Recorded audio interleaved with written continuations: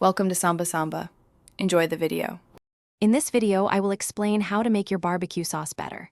First, let's start with a strong foundation. Whether you are crafting your sauce from scratch or elevating a store-bought variety, a good base is crucial. Next, consider the sweetness. You can easily adjust it with a tablespoon or two of brown sugar, molasses, or even honey. Finally, balance that sweetness with acidity from apple cider vinegar, fresh lemon juice, or a dash of Dijon mustard for a well-rounded flavor profile. Now, let's dive into adding depth and complexity to your sauce.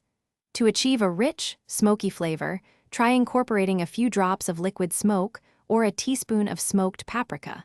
For that savory umami punch, a dash of Worcestershire sauce or even a small amount of soy sauce works wonders. Don't forget to experiment with aromatic spices like a half teaspoon of cumin, a full teaspoon of chili powder, or a generous amount of garlic powder to build layers of flavor. Next, we'll focus on perfecting the heat and texture of your barbecue sauce.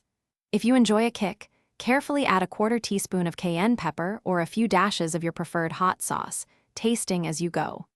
To achieve the ideal thickness, you can create a simple slurry with 1 tablespoon of cornstarch and 2 tablespoons of water, or simply simmer the sauce gently for 15 to 20 minutes. For a super smooth finish, blend all your ingredients until silky. Finally, it's all about customizing your creation to perfection. Remember to taste and adjust your seasonings throughout the entire cooking process. This is key to a great sauce. For a fresh, vibrant finish, consider stirring in some finely chopped fresh herbs, such as cilantro or chives, right before serving. And for the absolute best flavor, allow your finished barbecue sauce to rest for at least 30 minutes or even overnight, so all those wonderful flavors can truly meld together.